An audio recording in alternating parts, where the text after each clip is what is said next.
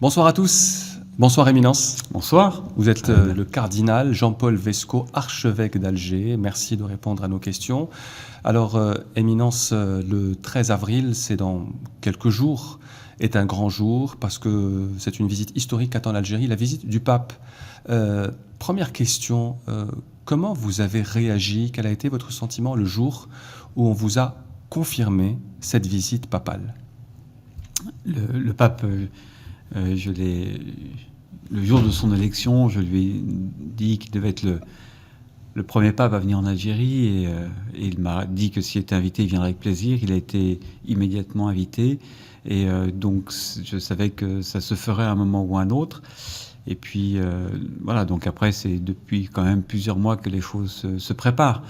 L'annonce confirme, parce que tant que c'est pas annoncé, c'est jamais sûr et ça peut être retardé. Donc je suis très heureux, très heureux de cette visite, tranquillement heureux, pris par les préparatifs aussi bien sûr, mais heureux pour l'Algérie, heureux pour notre Église.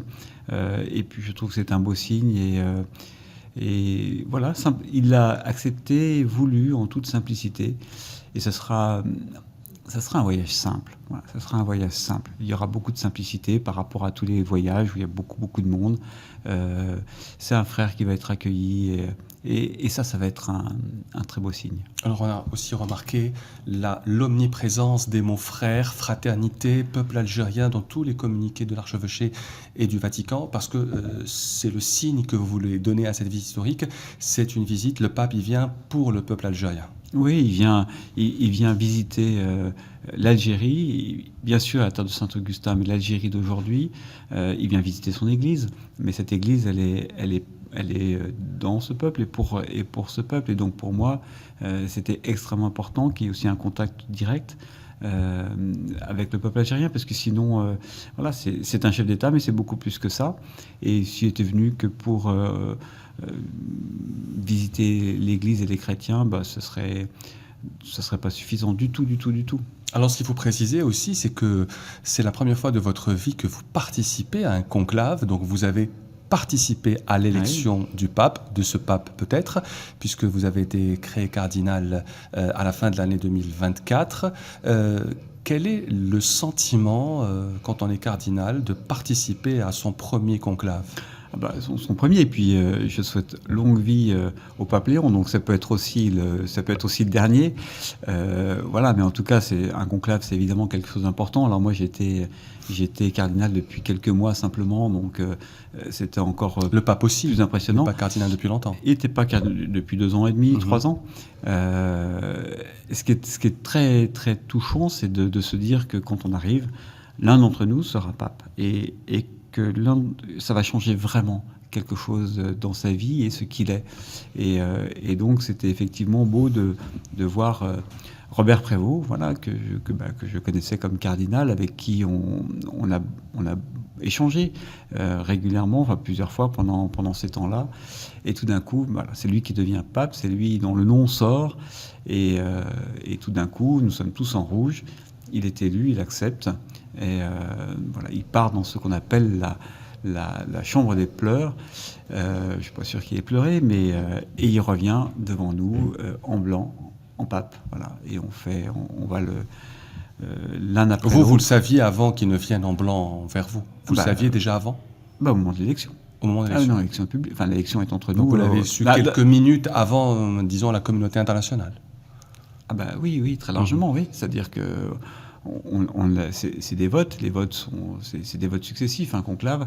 Et donc dès que voilà, on sent que les choses se rapprochent. Et puis voilà, dès qu'il est élu, on lui demande s'il accepte, on lui demande quel nom il choisit.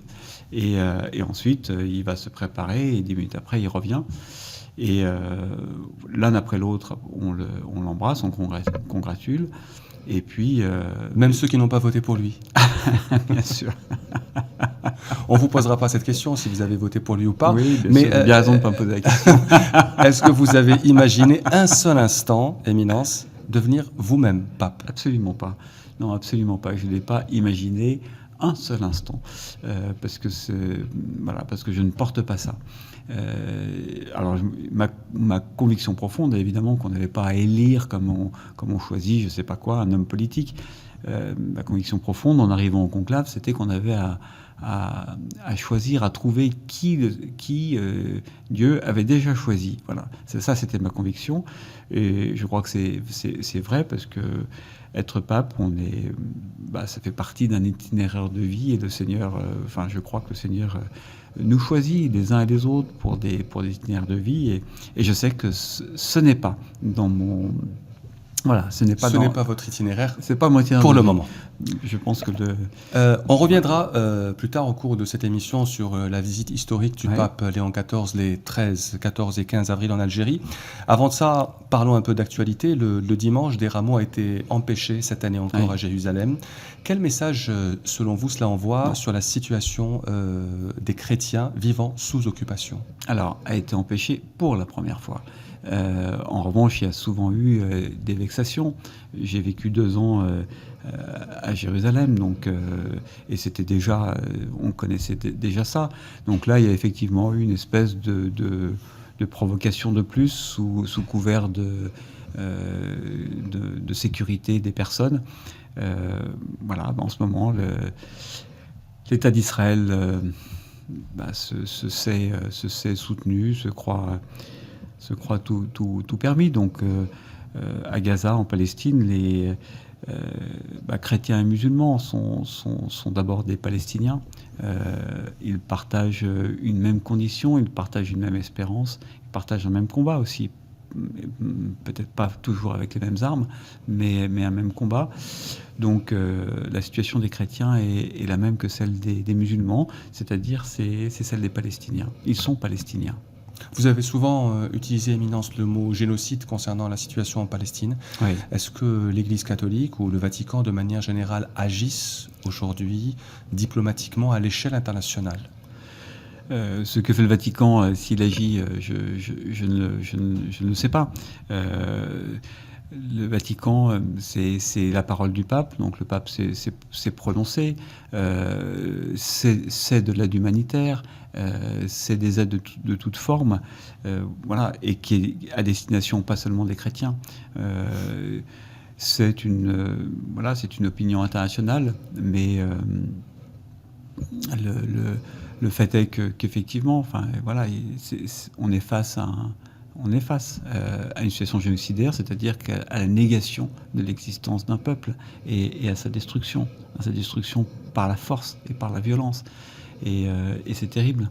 C'est terrible que ça se produise de cette manière-là parce que c'est un État, et il ne s'agit pas des Juifs dans leur ensemble. Il s'agit d'un État qui perdrait son âme s'il n'y avait pas, justement, y compris à Jérusalem, des Juifs, y compris des rabbins, qui contestent cette politique qui est menée avec une constance. J'étais à Jérusalem il y a 25 ans, c'était déjà les mêmes. Et cette volonté de refuser la solution à 2 États, de refuser donc effectivement aux Palestiniens le droit d'avoir un État, d'avoir et une existence.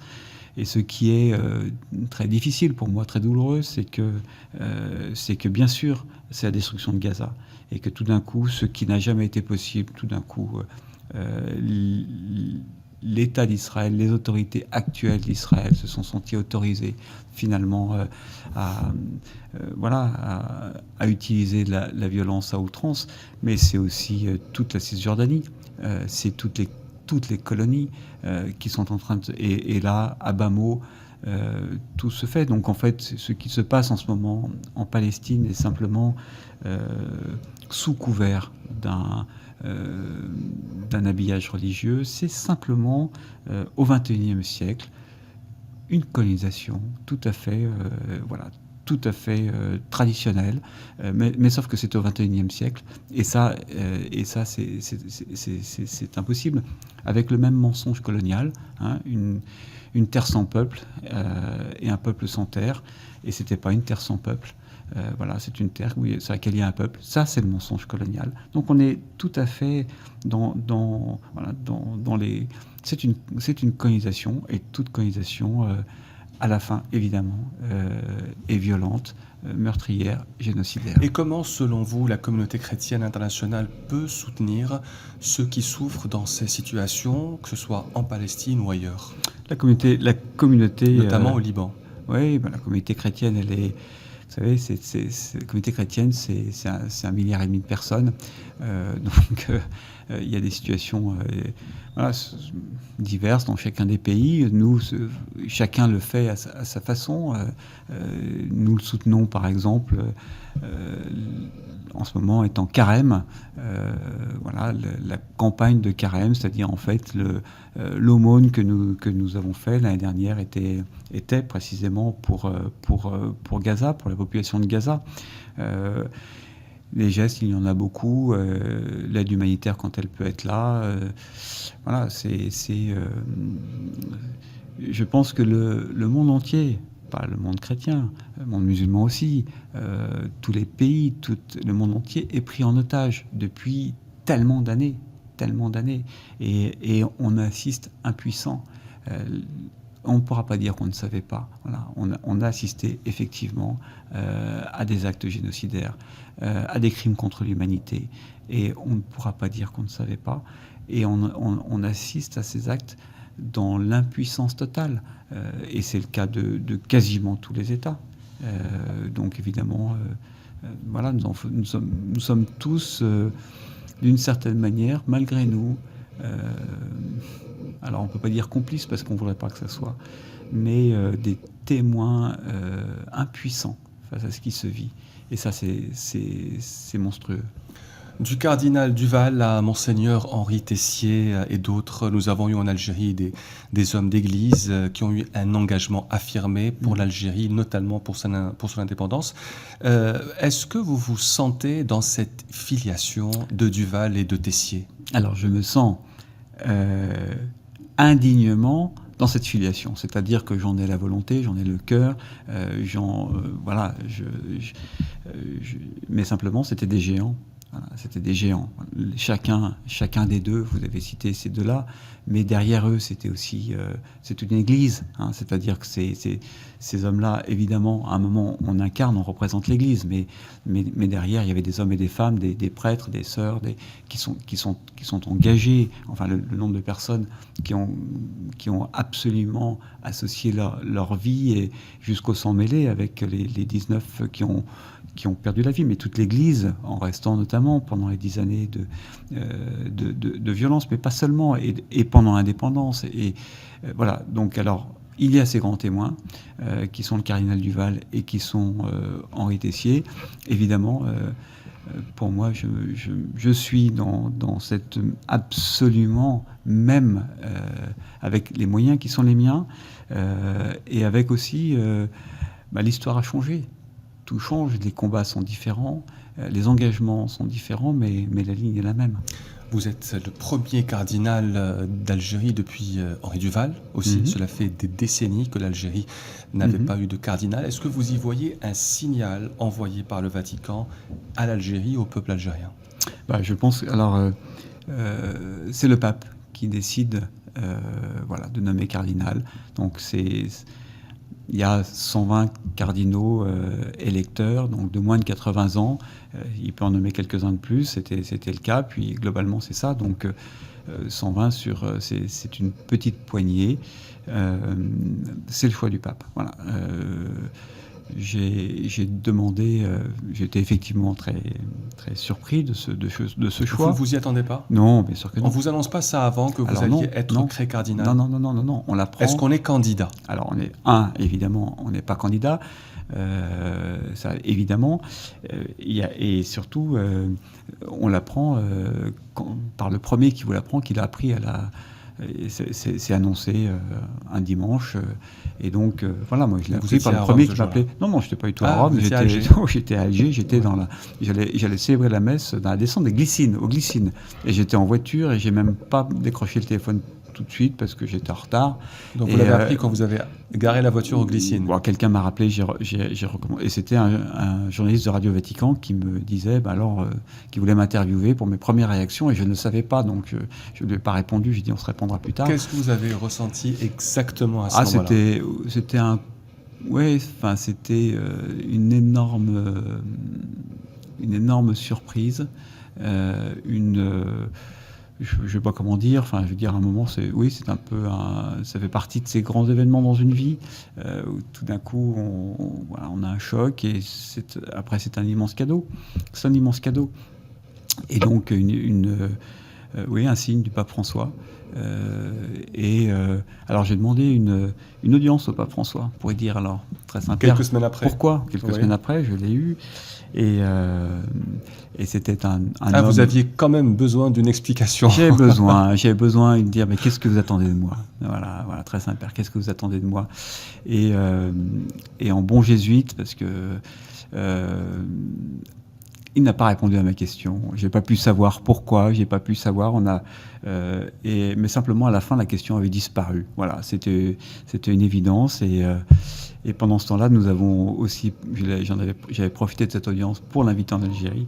Et je sais donc de sa bouche qu'il souhaitait venir. Sa santé l'a pas permis. C'est que le pape François, vous l'avez dit déjà, souhaitait se rendre en Algérie. Souhaitait venir. Voilà, souhaitait venir. En me raccompagnant, il m'a dit, je vais prendre mes dispositions pour pouvoir venir.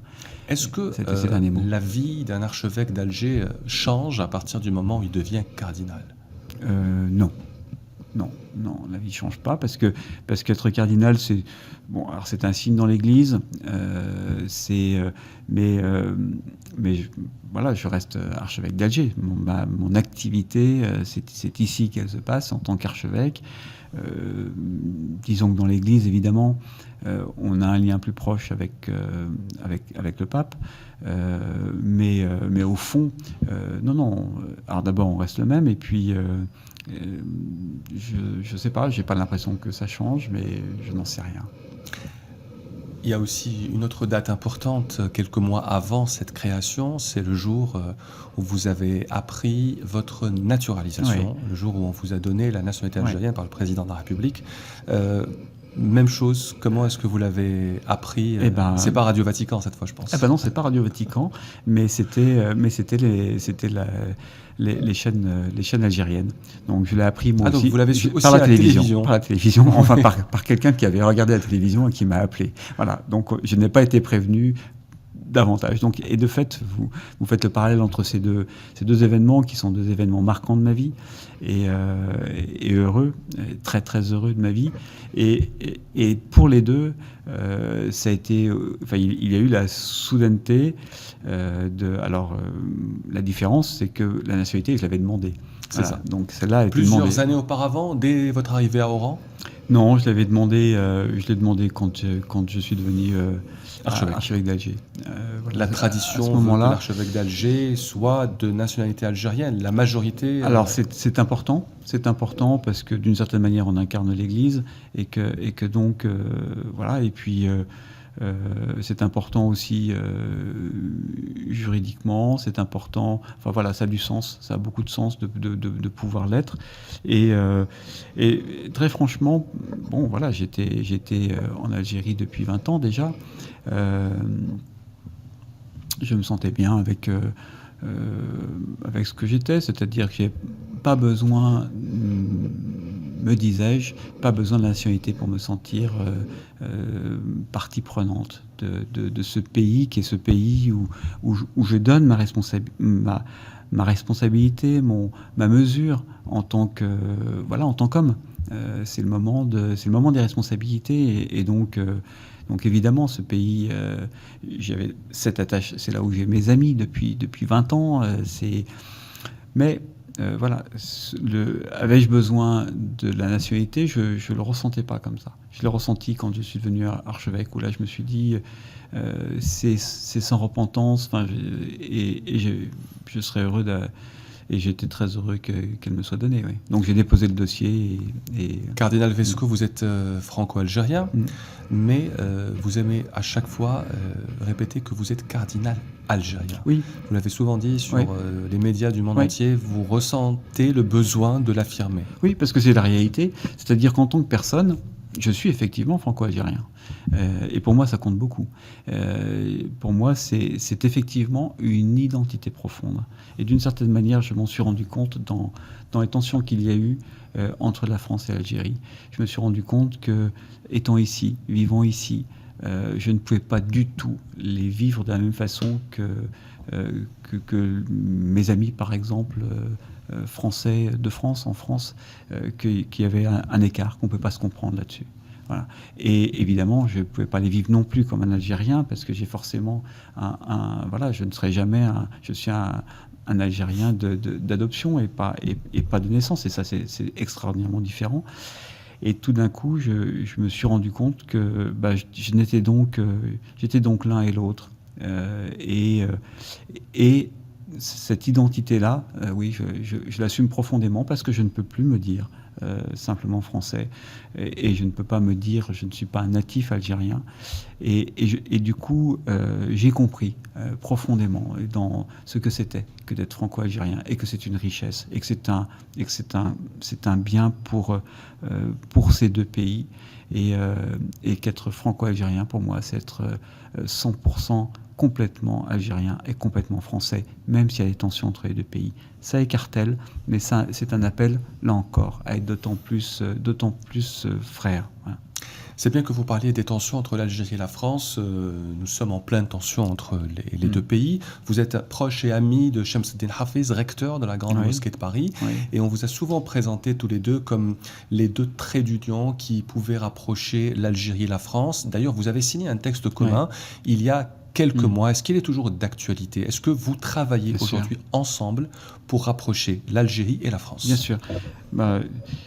Shamsuddin a une énorme responsabilité, et je suis très admiratif de la façon dont il l'assume. C'est-à-dire qu'il a la responsabilité d'incarner l'islam, évidemment aussi, avec la Grande Mosquée, l'islam algérien, et donc les Algériens en France, les inscrire dans la société, les inscrire dans la citoyenneté, c'est un énorme travail, et il le fait remarquablement.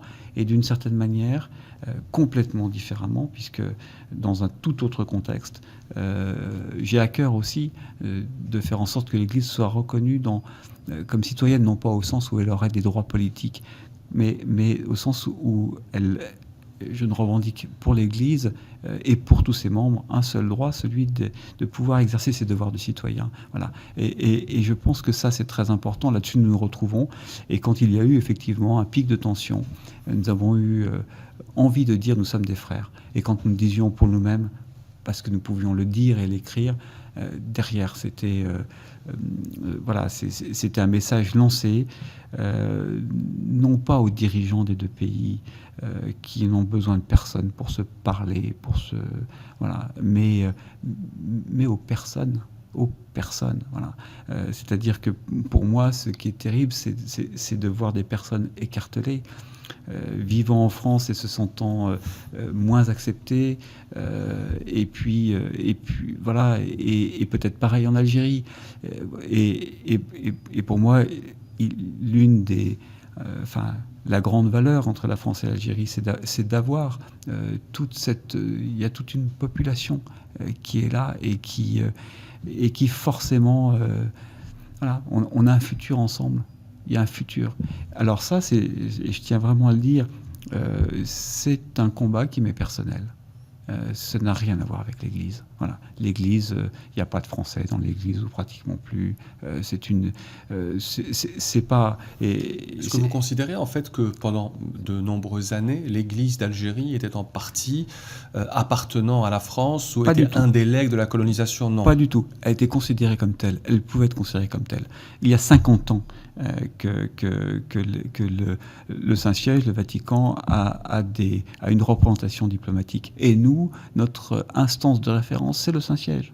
C'est notre instance de référence. Voilà. Mais l'histoire faisait qu'on considérait que l'Église était la France. Voilà. Et ça, c'était pénible. Et maintenant, c'est clair que c'est plus le cas. Et la visite du pape montre clairement que c'est plus le cas. Et depuis longtemps. Donc, il se trouve que je suis français. Il se trouve que je suis traversé par cette histoire à titre personnel. Et à titre personnel, je ressens ce besoin de lancer, d'appeler à une fraternité. Voilà. Mais ça, c'est à titre personnel. Toujours le mot fraternité. Est-ce que vous constatez qu'il y a toujours un parallèle entre colonisation et chrétienté? Est-ce que c'est un parallèle trop facile, selon vous, Éminence? C'est un fait historique. C'est un fait historique par le passé, tout simplement. Mais c'est un fait historique qui tient simplement à l'histoire, non pas de l'Église en tant que telle. Il n'y a dans l'Évangile rien qui puisse appuyer une dynamique coloniale. Mais rien du tout. L'Évangile n'est justement... Jésus dans l'Évangile dit « Rendez à Dieu ce qui est à Dieu, à César ce qui est à César ». Voilà. Il n'y a pas de prise et d'emprise sur une société. Et quand il y a eu dans le passé, c'est ce qu'on appelle des chrétientés, l'Évangile y perdait. Donc c'est pas la question. En revanche, le fait colonial est un fait occidental. Voilà. L'Occident a pris, pour des raisons qu'elle estimait bonnes ou pas bonnes. Pour moi, c'est effectivement, le fait colonial en lui-même, pas les personnes, mais la captation et criminelle. J'ai aucun problème avec ça. Voilà. Donc effectivement, l'Europe était chrétienne, l'Occident était chrétien. Voilà. Mais c'est le fait de l'histoire. C'est le fait de l'histoire. Aujourd'hui, donc on peut le dire, bien sûr. Je vous pose la question car l'Église a une part de responsabilité dans les persécutions, notamment au Moyen-Âge. L'Église a-t-elle une part de responsabilité dans la colonisation en Algérie? Non, je pense que, elle en a fait partie. Voilà, elle en a fait partie. Ça, je crois qu'elle en a fait partie. Mais pendant toutes ces années-là, il y a eu aussi des milliers de sœurs qui ont travaillé, qui ont aussi au service d'une population, mais elle en a fait partie.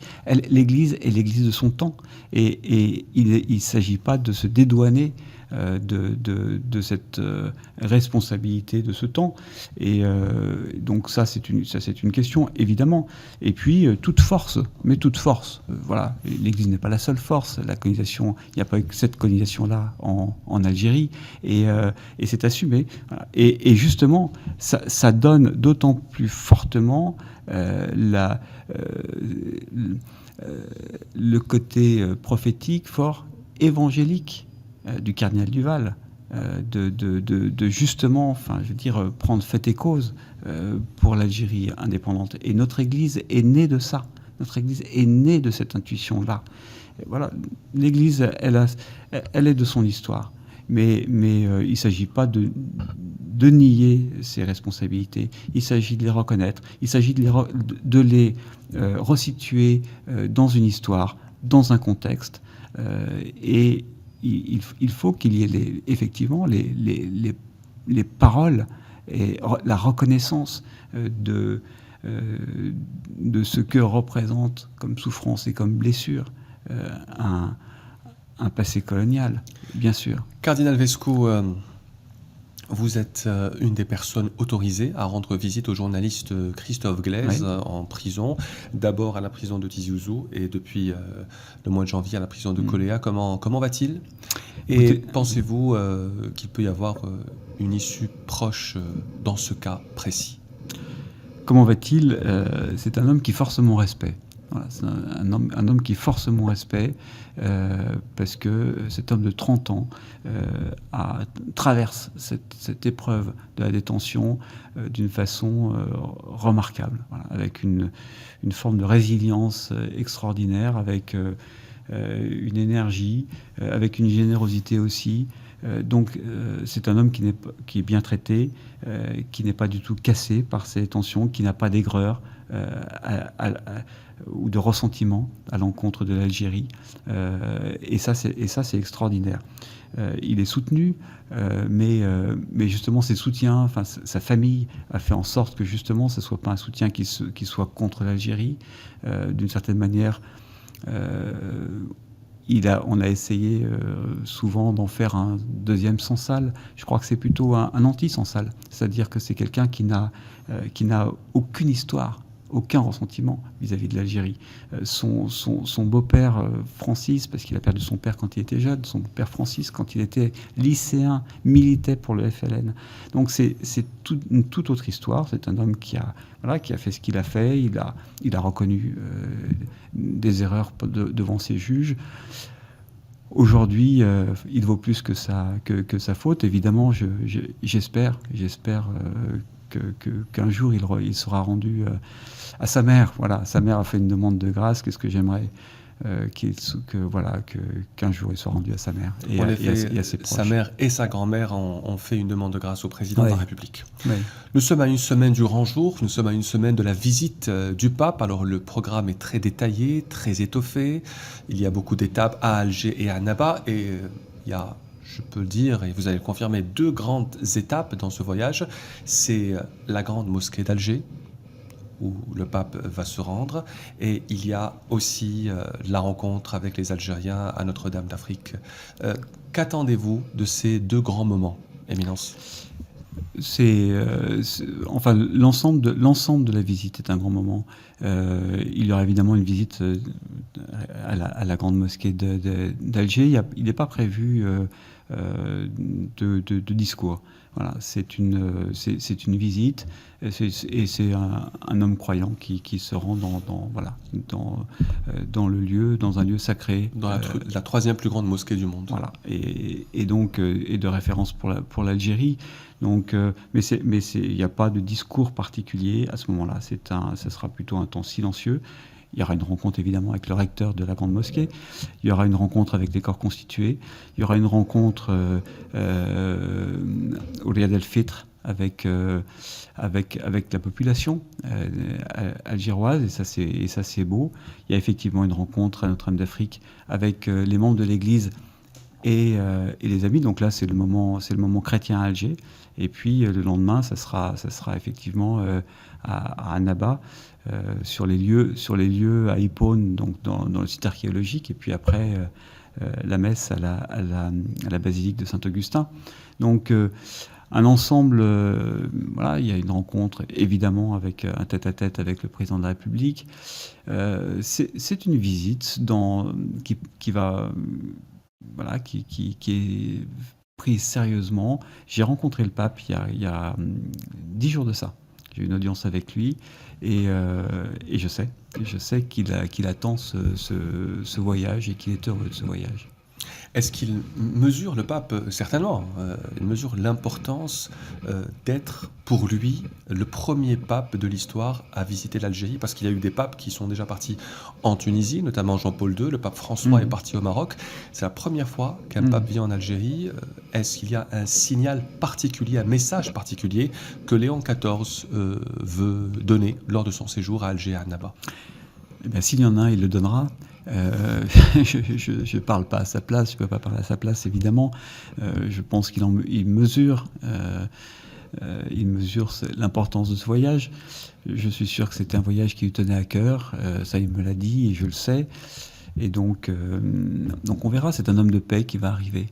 Voilà, donc choisi comme message pour sa venue, la paix soit avec vous, assalamu alaikum. C'était les premiers mots qu'il a prononcés quand il est paru au balcon de la basilique Saint-Pierre comme successeur de l'apôtre Pierre, du premier pape.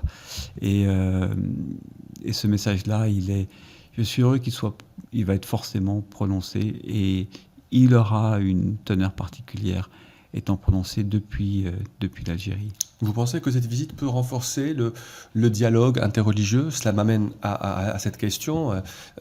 Comment jugez-vous le dialogue interreligieux en Algérie, la réaction des gens de manière générale face à l'Église ou à la présence de l'Église en Algérie? Vous le vivez, je pense, tous les jours. Exactement, je vis tous les jours. C'est-à-dire qu'en tant qu'archevêque d'Alger, on me considère comme un spécialiste du dialogue interreligieux. Je n'en suis pas. Je ne fais pas de dialogue interreligieux. Voilà. Dialogue interreligieux, les religions ne dialoguent pas entre elles. Voilà. Les personnes dialoguent entre elles. Et en fait, le propre de notre Église, c'est simplement de vivre chrétiens et musulmans ensemble et de faire du bien ensemble. Voilà.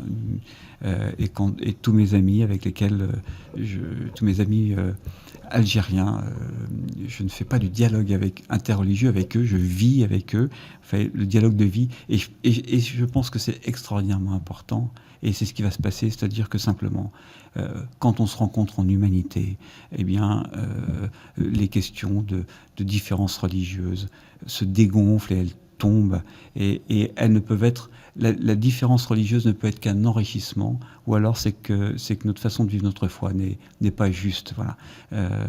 J'étais, il y a peu de temps, quelques jours, invité en Italie pour un congrès du handicap. Voilà. Et il y avait une table ronde avec une personne sikh, une personne juive, une personne musulmane, parents de famille, chrétiens. Et le thème, c'était comment est-ce que vous vivez votre différence religieuse avec un enfant handicapé. Ils étaient des parents qui avaient un enfant handicapé et qui avaient... quelle que soit la religion. Quelle que soit la religion. Et en les écoutant, évidemment, ils se comprenaient bien mieux que n'importe qui pouvait se comprendre de la même religion, de chacune de leurs religions. Et c'était extrêmement beau. Et je me suis dit, ben oui, attacher trop d'importance à cette différence religieuse, c'est qu'on n'a pas grand-chose d'autre à faire. Et non, la vie est plus importante, la vie est plus précieuse. Respectons-nous pour ce que nous sommes. Nous n'avons pas besoin de comprendre la religion de l'autre pour respecter la personne, pour respecter le croyant. Voilà. On a besoin d'être des personnes dignes de foi.